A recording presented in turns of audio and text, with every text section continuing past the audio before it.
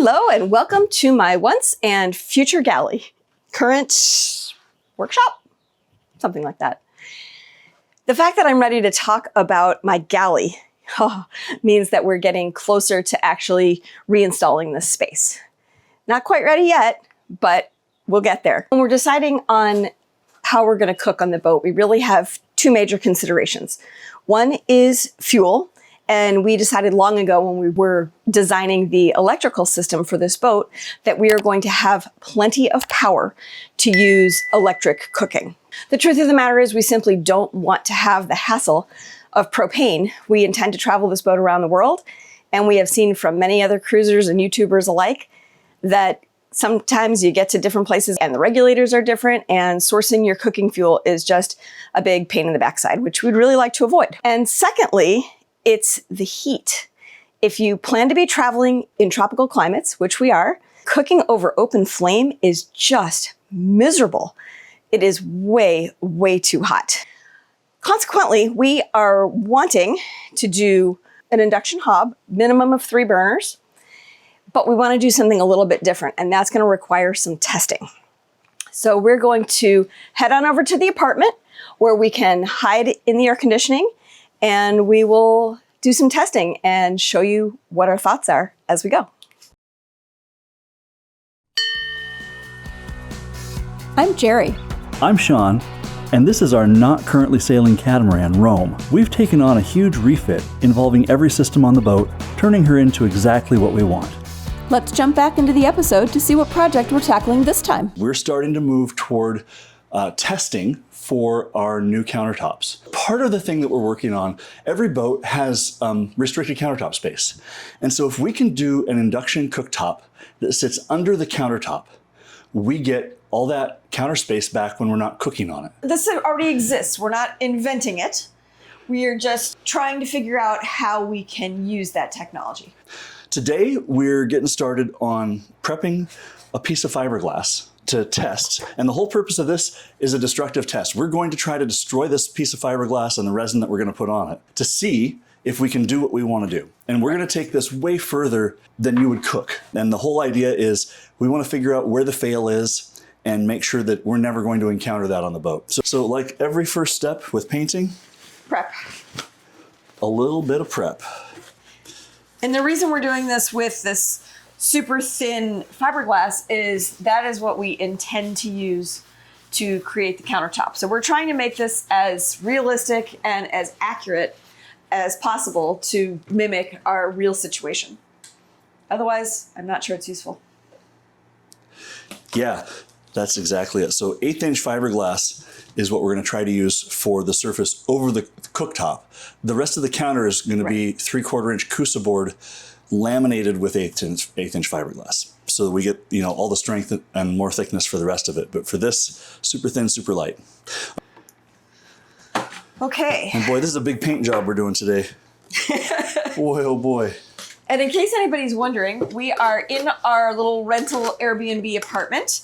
It is hot, hot, hot. Outside. Outside. We have air conditioning inside. So this product that we're using comes from the resin manufacturer, Stone Coat, and that's the resin that we're going to use to coat with. So we're following their plan, like exactly, because we want to make sure, well, that this is going to work or not. Right. I would really hate to go through all the effort and then ruin it all the first time I do something. Yeah, first time we make some food. That would be unbelievably sad. Yep. Okay, that's it. That's our whole step. We've got to wait now until So now we watch paint dry and then we come back to the next step. Okay, well, we didn't read the instructions and we messed it up. So we're going to redo this. We were supposed to scuff up the surface with some sandpaper, and we missed that step. And we know to always do that when we're painting. And I'm going to chalk it up to we are not in our normal painting environment. No, we're not. So at least I'm going to try to believe that. Okay, little 150 grit. Sand the floor. Sand the floor, Daniel-san. Right the circle, left the circle, right the circle, left the circle. Breathe in, breathe out. Right the circle, left the circle.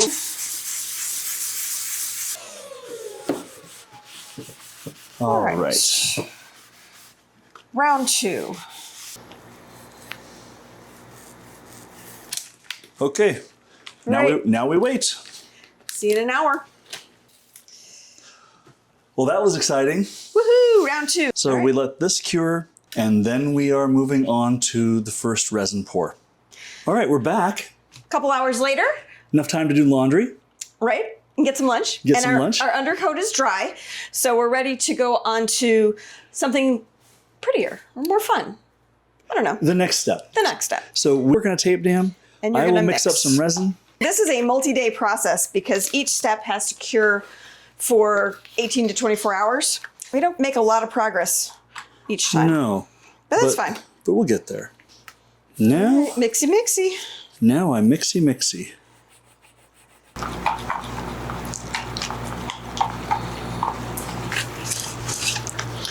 Okay. I'm gonna get into the corner there. Yeah, you do. Okay, let's debubble it. We leave this now until tomorrow, Yeah. and we'll come back and do some more. Nice. It's tomorrow, and we're back. morning. And good morning. And we're going to start mixing colors and put the pretty on this. Hey, epoxy art coat A. Let's see how I do with the pouring. One of those is a lot thicker than the other. This is the thick one. Look at this. Ooh, beautiful. I like that. All right, here we go. So now we just dribble it. Oh yeah, it's very, very dark. Not exactly what we'd intended. It's No. fine. It's fine. It doesn't matter. So It the doesn't preview matter. you're getting is not a preview. We thought it was going to be, but it definitely is not. It's pretty under the light. It's very pretty. This is far darker than we're after. Okay, well, thanks for joining our playtime. We're gonna let this dry. This is another 18 to 24 hour dry, and then we will come back and do yet another coat. All right. I'm sorry to report a complete failure.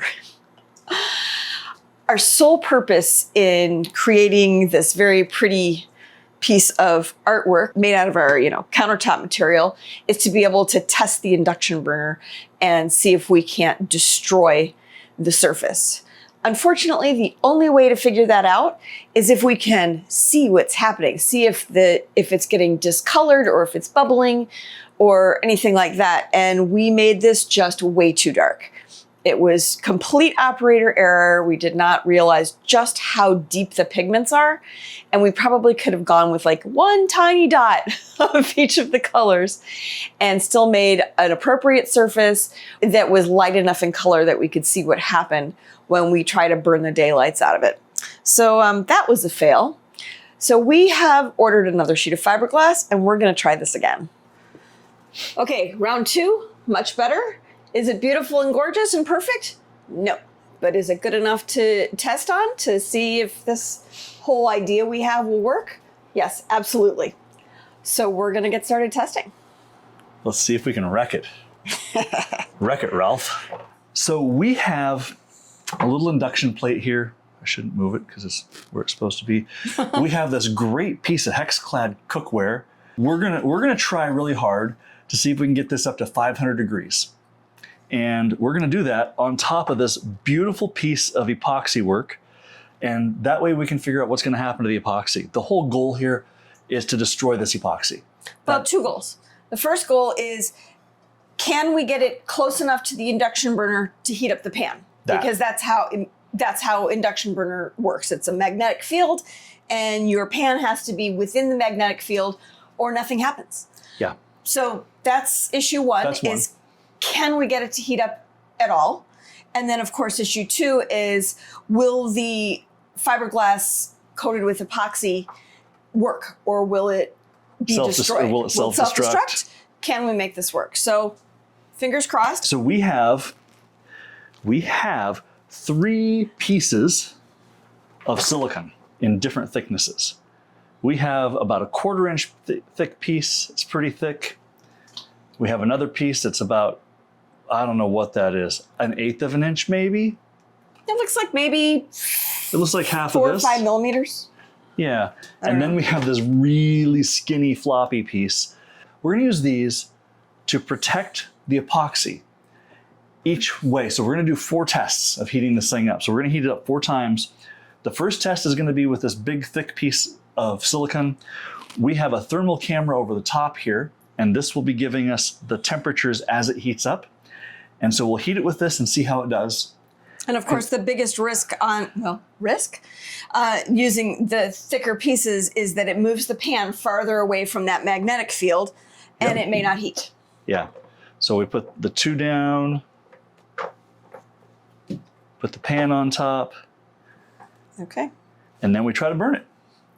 All right, wish us luck. So let's see what happens. Let's try to burn it. And we are actually measuring temperatures with a thermal camera. Power on. Recording and max. Wow, and look at that. Right in the middle, fast. It's turning red in a hurry. But it's only 150 degrees. But it is climbing quickly. And you can see on the thermal camera, it's a small area here that's getting hot, not the whole thing. So we're about to finish this. We're 8 seconds away from our 5-minute mark. And then we're going to shut it off and pull the pan and the silicone mat off and see what we have underneath. Okay. It looks perfect. What do we have here? We have 180 degrees up here on the edge. That's cool to the touch. Nice. This, Clearly you can touch it. it's 140 degrees. Oh my. It's Yeah. hot, but it's 140 degrees. So you can That is totally fine. We're not damaging that at all. Okay, so we know with a thick silicone mat, we can cook. We can cook. This works. So worst case, Worst case, we have to use we the use a thick thick silicone mat. mat. That's the worst case. The worst case is we get what we want. Why don't you step Okay. away and I'm going to fan this a little bit to start cooling it down. Moving.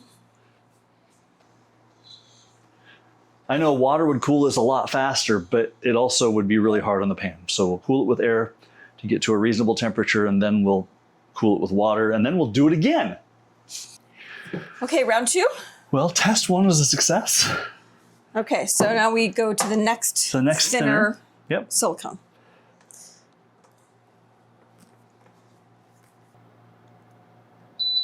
And max, here we go. All right, 3 minutes and change, over 500 degrees. I think this is definitely heating up faster. I think so too. 530 degrees, 535 at 4 minutes and change. All right, there's our 5-minute mark. Turn this off. Move this guy over. And what do we have here? 280, 290, definitely hotter out here. Not gonna touch it, No. but but it is coming down pretty quick. Okay, round 3. Test number 3. This is with the very skinny. Oh, it's so I flimsy. mean, it's only like a couple of millimeters. Yeah, it is. It's really tiny. Induction cooking is getting more and more popular, particularly on catamarans, Yeah. because the way a catamaran moves, a gimbaled stove really No, you isn't don't- a you- thing. you It's don't not need- necessary. No, you don't need a gimbal stove. But things can slide, and do. and that's where the silicone mat really comes in, just to keep things from Moving around. From moving.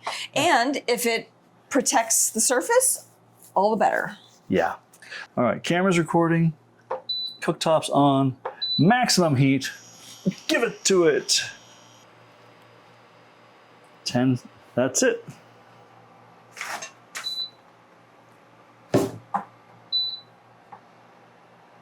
Well, we definitely have some smoke coming off of the epoxy. We are 300 degrees, give or take, when I pulled it up.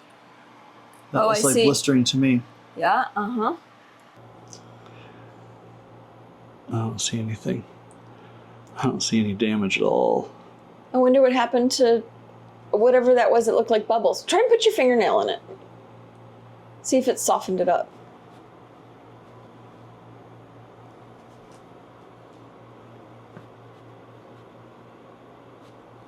No different than out on the edge. My fingernail goes in and it pops right back out. That's really weird. Yeah, it is a really forgiving surface. So far the upshot is we can cook on this. All right. Okay, so I really want to try it out for a stretch over time. Yeah, we'll do a heat soak. Yeah, like pretend I'm cooking beans. I don't know. Chili. Chili. Clam chowder. Right, see? So it's what happens when it sits for a length of time. So we're going to get it to boil, and then we'll lower the heat. Lower the heat till it simmers. It just simmers. And then let let it go for a couple hours. All right. Okay, I've got this to a rolling boil, and I'm going to leave it there for 11 minutes. I'm going to pretend I'm making pasta, and then I will reduce it to a simmer and let it sit for a couple of hours. And that, I think, will be a pretty decent test of, I don't know, reality? Reality. Yeah. Okay, 11 minutes. My pasta is done. Nice rolling boil for 11 minutes. Now I'm going to reduce the temperature to a simmer and let that sit for 2 hours. See how it goes. Okay, 2 hours done. All right, so what do we have? My theoretical chili is finished. I love chili. I know. Look, all that boiled chili. Not perfect. All right. All right, so what happens underneath of this? I don't know, it doesn't look any different to me. It doesn't look any different, which is perfect. Can I smell it? No, I can't really smell anything. Reading 192. Can you see anything? I can't see anything. It looks just like it did when we put it down there. Exactly like it did when we started. Yep. Sweet. Nothing on the back. Nothing on the back. Is it warping? I can't see that it's warping. Nope. Nope, totally flat. Sweet. That is a huge win. All right. Okay, let's get our We are hex cloud back. back to the pan. We're not putting any silicone on top of it. And our goal is to wreck it. So it is on high with no protection. And what's going to happen? It's smoking. Ah, there it is. Whoa! We have succeeded in destroying it. Oh my. We figured it out. So the 550-degree pan right on it definitely damaged it. Damaged? Ruined. Ruined. Completely ruined it. The reason this went is because we had the pan directly on it. So we know it's got to have a silicone mat. All right. Well, let's go find some dinner. I'm on Because board. we're not cooking on this. No. We are really excited to have confirmed that what we want to do with our countertops and our cooktop will actually work. We will bring you along when it's time to build out the countertops. It'll probably be another 4 to 6 weeks, maybe, something like that. But we will be certain to include you in the process because I think it'll be incredibly cool. If you enjoyed this episode, don't forget to hit that thumbs up. And if you're not subscribed to the channel yet, go ahead and hit that subscribe button, do that as well. It's a completely free way to help our channel grow. And if you watched all the way to the end, drop us an emoji, any emoji, in the comments below so we can personally thank you for watching. We'll see you next time. Bye.